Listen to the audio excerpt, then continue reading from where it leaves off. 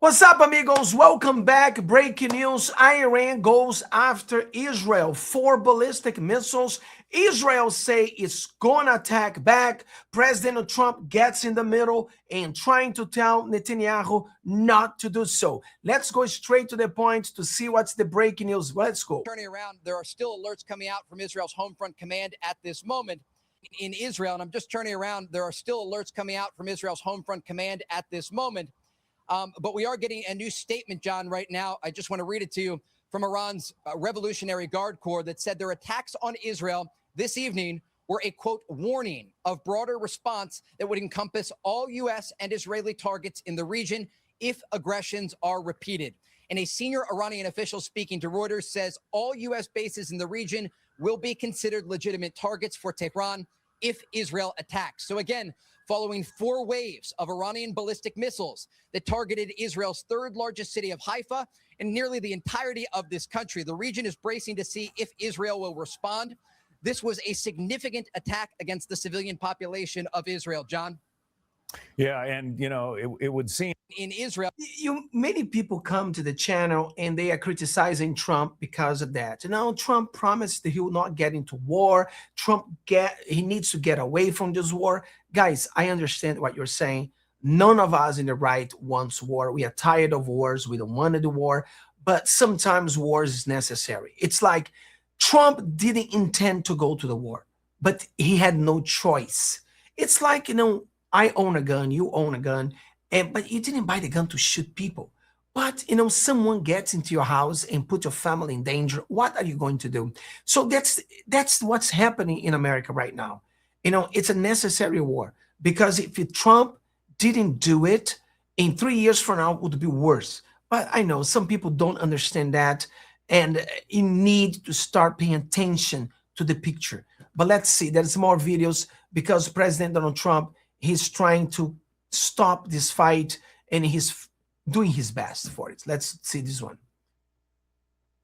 Securing a deal that now all in the Middle East takes a turn with those latest Iranian ballistic missile strikes being carried out across Israel. And this again underscores just how delicate these potential talks are. And even though we heard the president tell Fox that we were potentially just days away from securing a deal, that now all of that might be in jeopardy. We've heard the president say that negotiators are getting closer, and he's underscored some of his hard lines that Iran cannot have a nuclear weapon, and that Iran cannot be able to have language in that deal that would allow them to, in the future, potentially buy a weapon. We've also heard the president push back, saying this is not an endless war. It comes as the war has now stretched into the 100-day mark. So there is a lot of pressure from Democrats saying this needs to come to an end. There's simply too much. And guys, listen, Democrats are all hypocrites. I have never met a Democrat who's not a hypocrite. If you have met one, let me know, because I have never seen one that's not a hypocrite. They all want war. They love wars. The difference is Trump is a necessary war. He had to get into the war. The Democrats, they go into every single war. They're looking for war. They are researching for war. All of them said it, that Iran was an enemy, and they would have to deal with it. Now they are trying to play. Now, we all know they are hypocrites. So forget about the Democrats. Democrats, they are all hypocrites.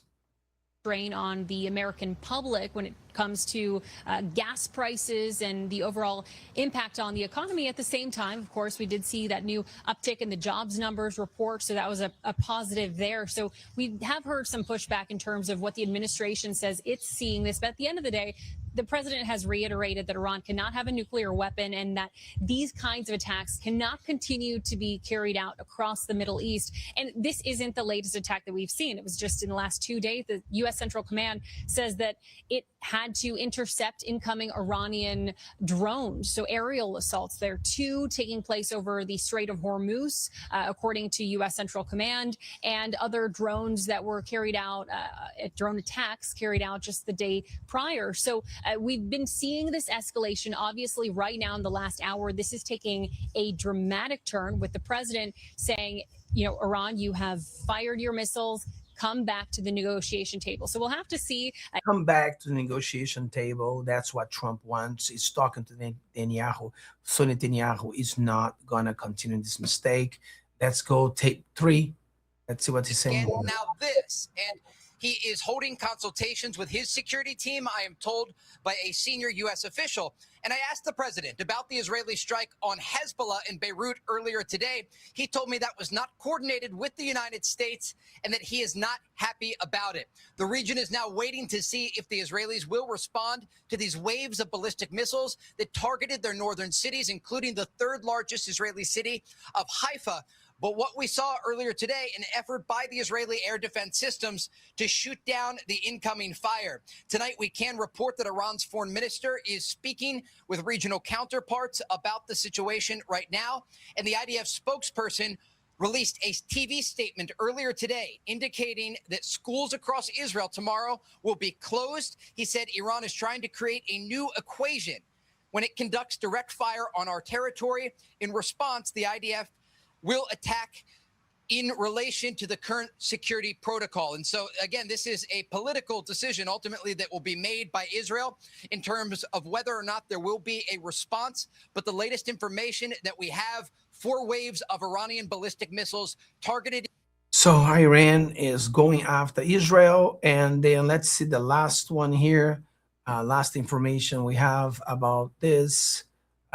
Let's do it. President Trump to ask him about the ongoing Iranian attack moment, determining what their response will be amid those reports that President Trump is expected to speak with Israel's Prime Minister Benjamin Netanyahu tonight. Now, I did speak earlier with President Trump to ask him about the ongoing Iranian attack. As I was speaking with the president, John, off in the distance, out the window, I could see these incoming Iranian missiles. And I asked if he had a message to the Iranian regime. And the president told me, what I would suggest to Iran, you've shot your missiles. That's enough. Get back to the table and make a deal. The president indicating to Fox News that a deal was just days away, Monday, Tuesday, or Wednesday. He told me, and now this. And so he is getting briefed, according to a U.S. official that I spoke with, about the situation in the region. The president tells Fox News it's certainly not going to help negotiations. And he went on to say that he was not happy about the fact the Israelis struck Beirut earlier today, drawing this Iranian response tonight. But again, the latest information that we have across the region, 4 waves of Iranian ballistic missiles launched at Israel. The Israelis are meeting right now to determine if they will respond to this Iranian aggression. And we know there are a variety of updates from the Gulf. And additionally, the U.S. and Israeli militaries remain on high alert. I do want to just give you one quick update here.